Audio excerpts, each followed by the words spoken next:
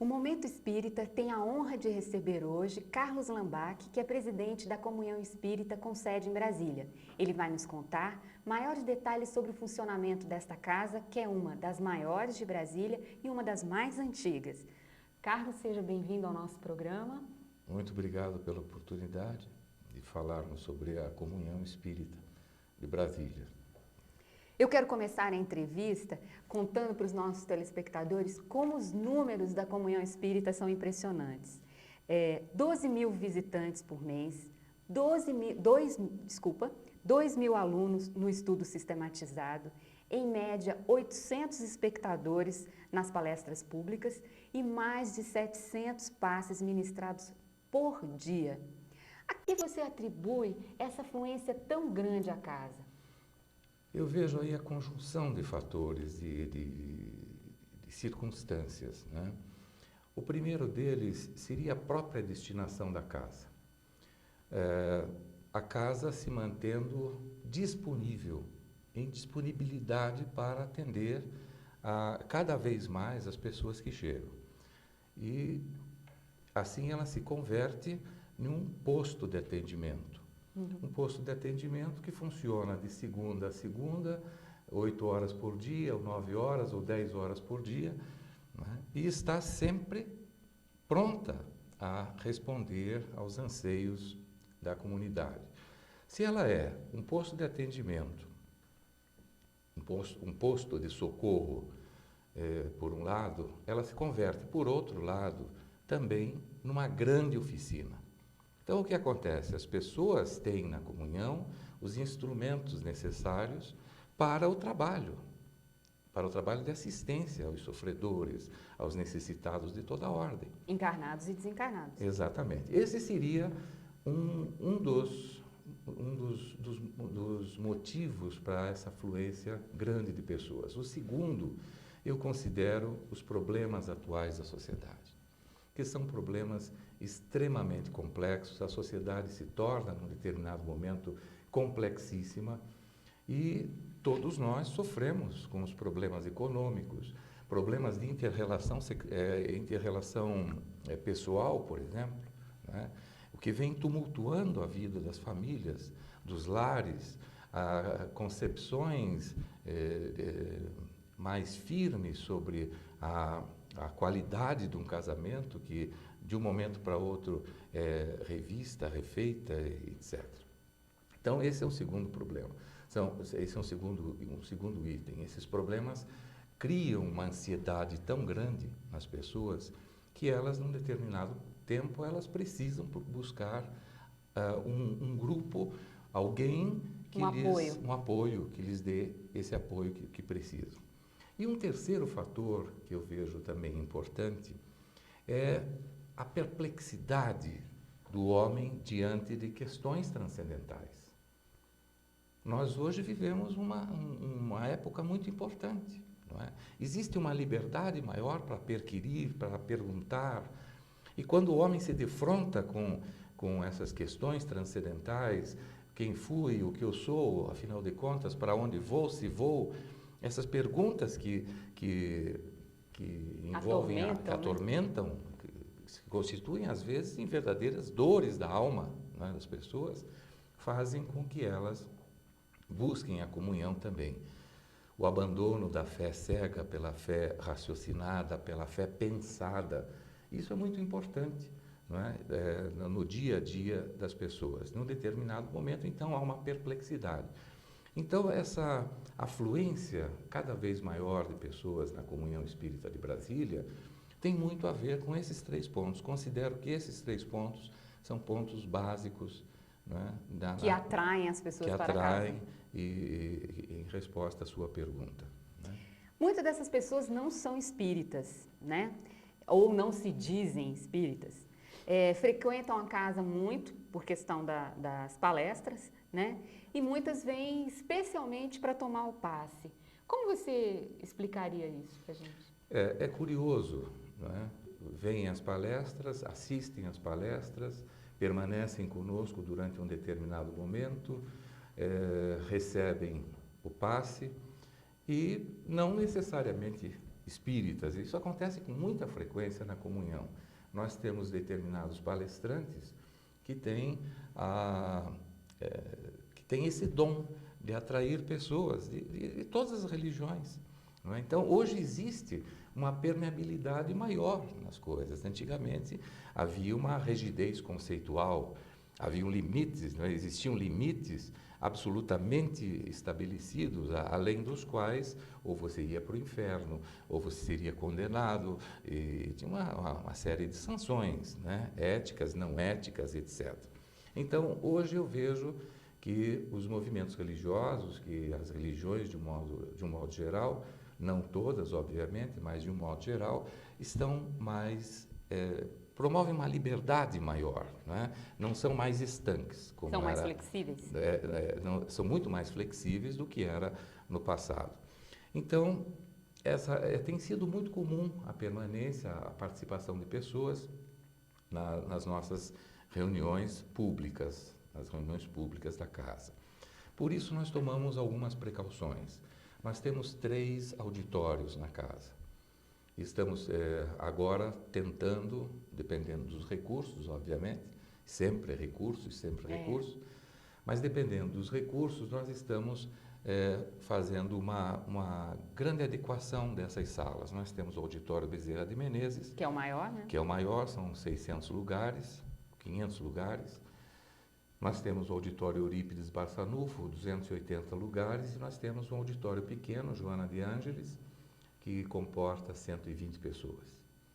Ora, o que é que nós fazemos? Sabendo que muitas pessoas não espíritas frequentam a casa para usufruir, para obterem... Aprenderem um pouco mais, acesso a um conhecimento, não é?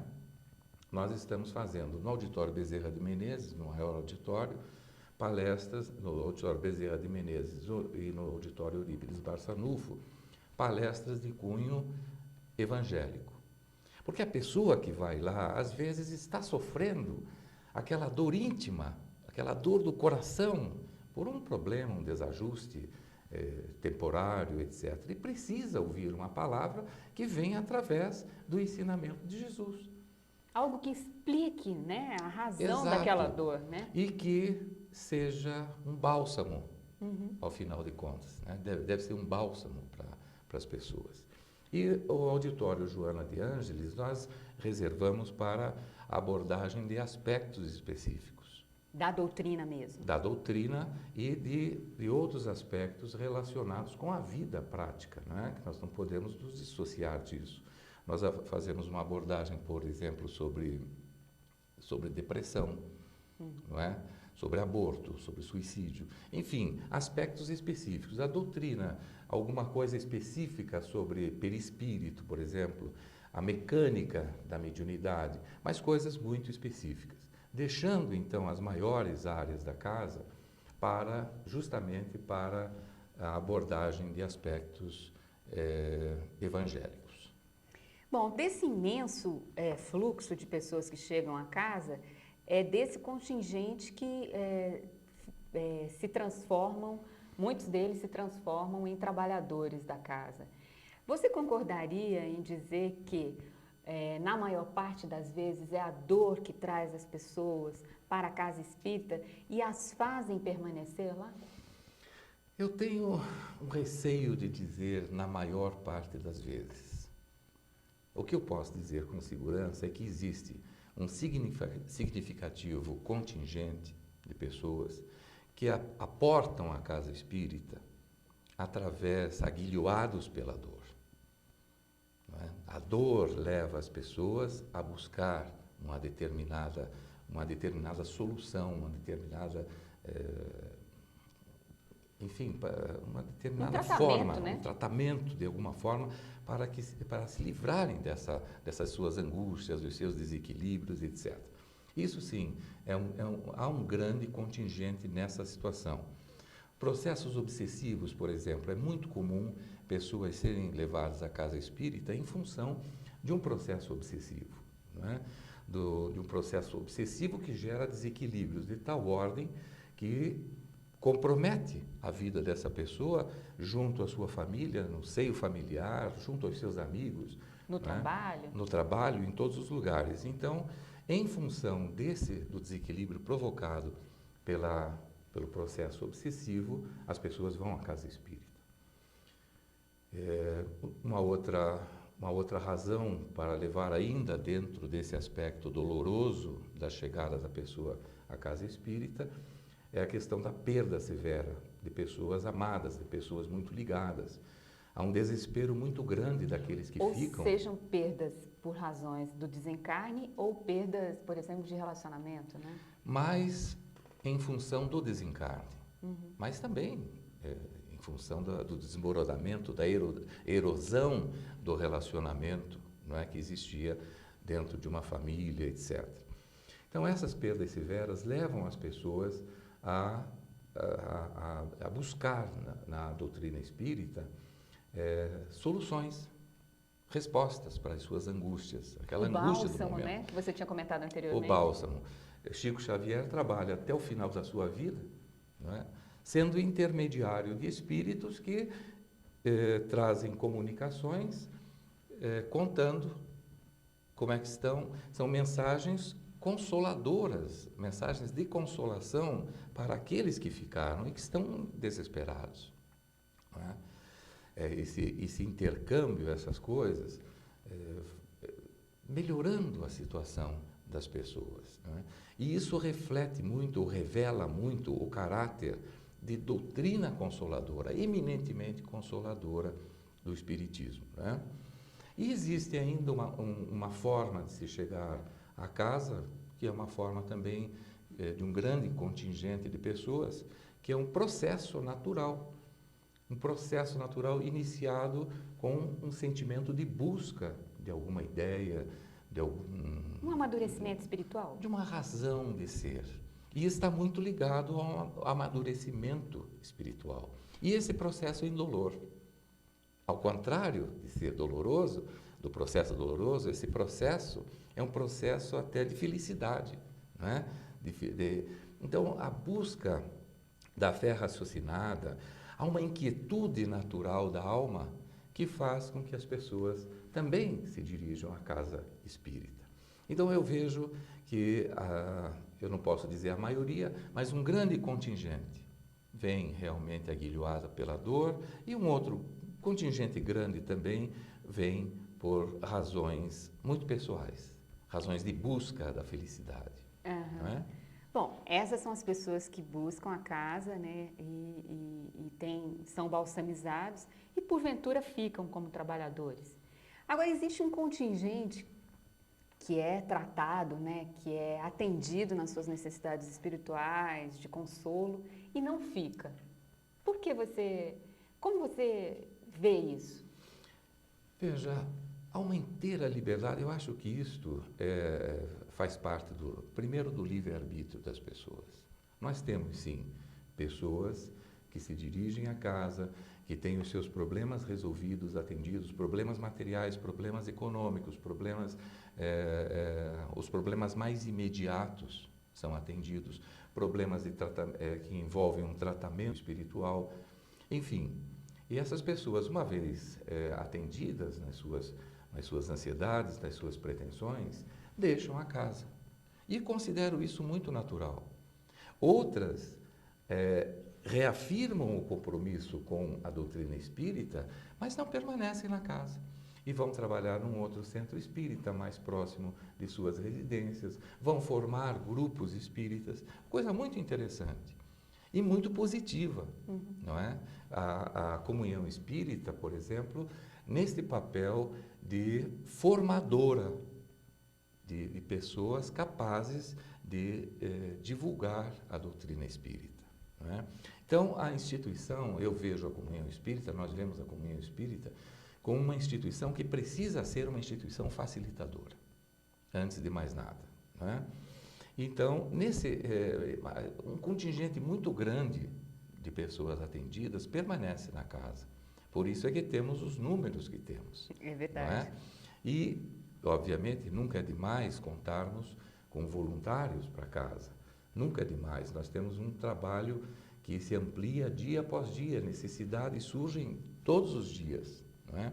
Então, nesse processo de solução de um problema pessoal, dos problemas individuais, as pessoas automaticamente, instintivamente, despertam para a necessidade básica, a necessidade fundamental de revisão dos seus pontos de vista, de revisão das suas atitudes, da necessidade imprescindível, seja no espiritismo ou em qualquer outra religião, da reforma íntima, reforma do proceder perante a comunidade, não é?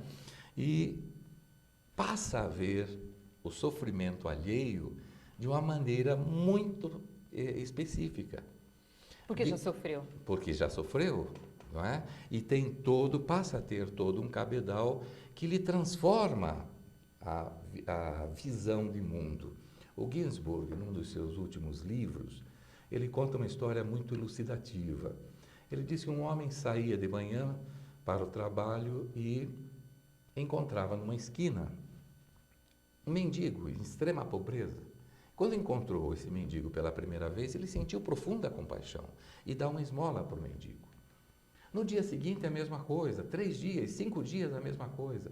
A partir daí, ele passou a não ver mais o mendigo, porque o mendigo já tinha se incorporado à paisagem do cotidiano desse homem, que seriam os olhos de madeira, né, que o Ginsburg fala.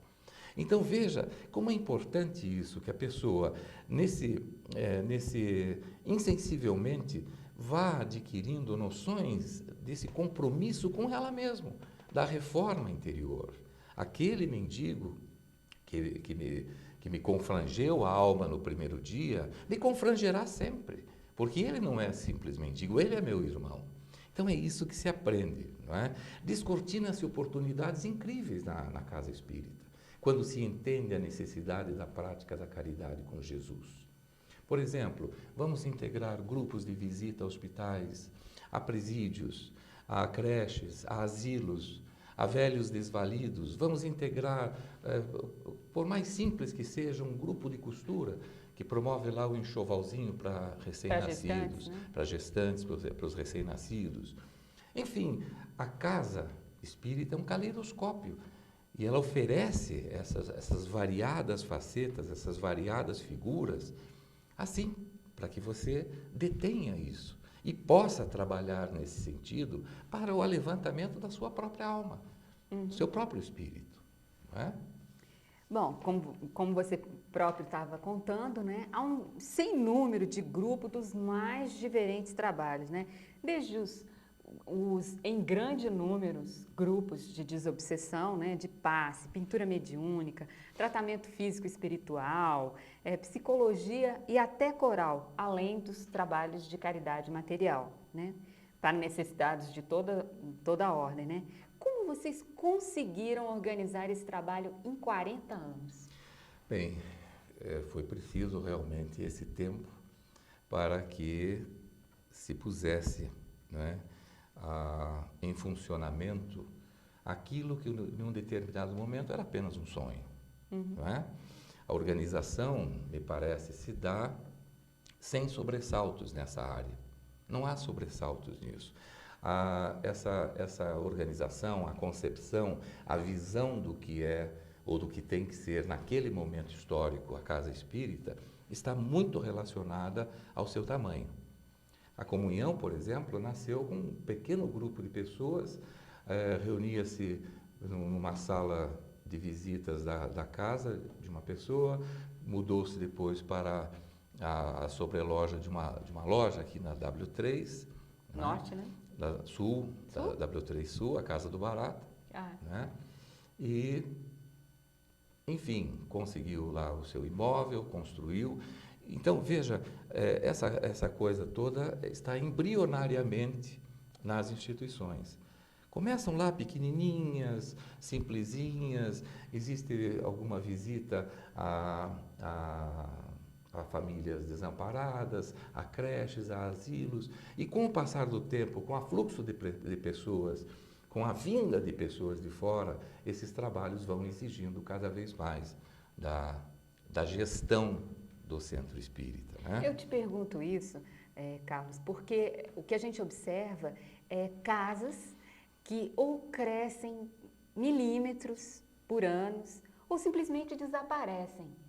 E a comunhão é uma casa que, ao longo dos seus 40 anos de existência, não. Ao contrário, ela está sempre ampliando, ela está sempre atraindo mais pessoas, criando novos trabalhos, aperfeiçoando a sistemática de administração. Por isso que eu fiz essa pergunta.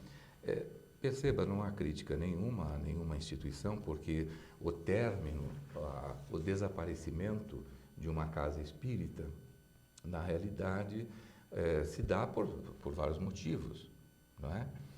Mas onde existe amor, onde existe a fraternidade, onde existe união efetiva de vontades em torno do ideal comum, que é a caridade, que é fazer o bem, é muito difícil uma falência da casa espírita.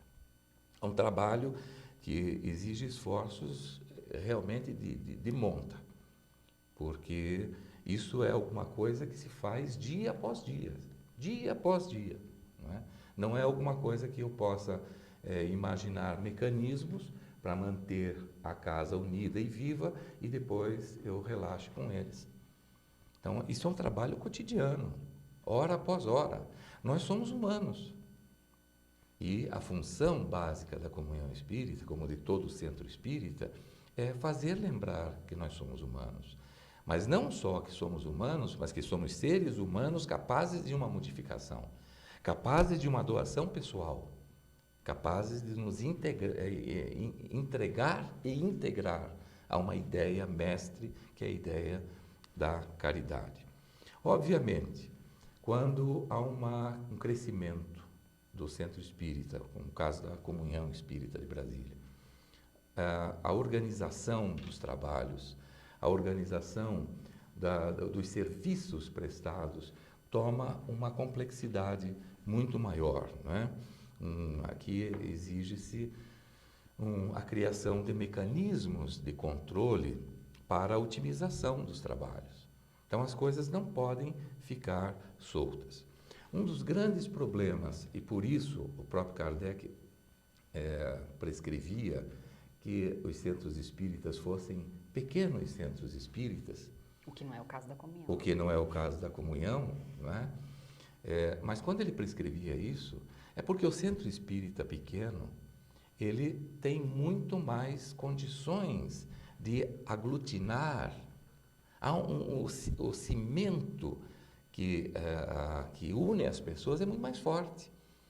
Eu fiz uma palestra numa instituição aqui de Brasília e abriram para as perguntas logo depois, e uma das perguntas feitas era, a comunhão é um pouco fria, existem muitas pessoas, as pessoas não se conhecem.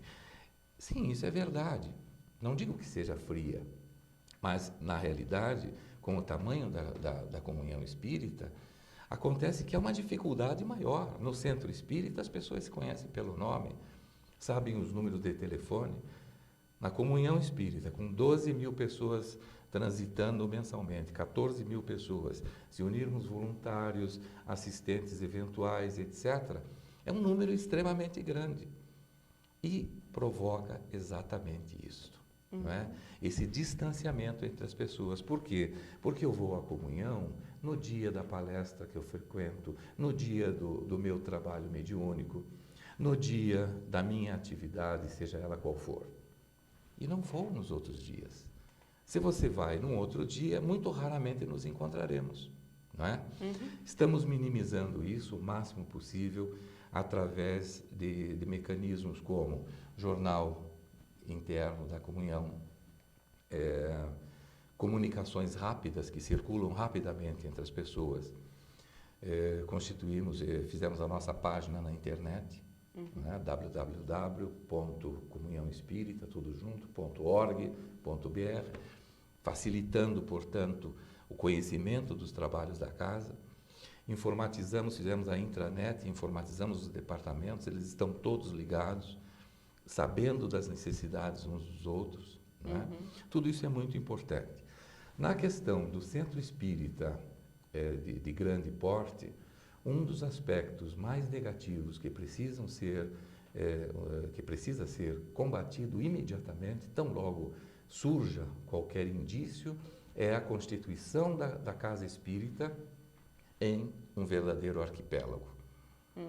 Enfim, em outras palavras, uma comunhão com várias comunhões. Não é? Isso foi um grande trabalho, que nos deu, que exigiu um esforço muito grande, no sentido de integrar as pessoas, no sentido de fazer você, trabalhadora da casa, se sentir responsável por todo o conjunto de trabalhos. Pelo organismo como um todo. Exato, e não pelo seu grupo, não é? Evitando aquela ideia do meu grupo, a minha mesa, a minha cadeira, aquela coisa. Não é? Então, uma das grandes preocupações para a casa espírita, não é? De tamanho, do porte da comunhão espírita, é fazer todo esse trabalho no sentido de que ela não vire casa espírita arquipélago, mas que seja una e que una as pessoas em torno do objetivo comum. Bom, ainda dentro desse temário da administração, como é que você avalia da experiência de presidente da entidade, como gerenciar uma estrutura tão grande como a comunhão, acompanhar os ventos sempre rápidos, né, das transformações sociais e se manter fiel aos ensinamentos da doutrina? Veja bem, você coloca aqui 3 grandes questões. A necessidade de um gerenciamento competente da casa do tamanho que tem. A necessidade de acompanhar as pressões das transformações sociais. E, finalmente, a manutenção de fidelidade para com as coisas da doutrina. São 3 aspectos que ensejam aqui algumas observações. É realmente desafiador trabalharmos numa instituição do porte da comunhão espírita. Como gerenciar isto? Não é? A complexidade é crescente.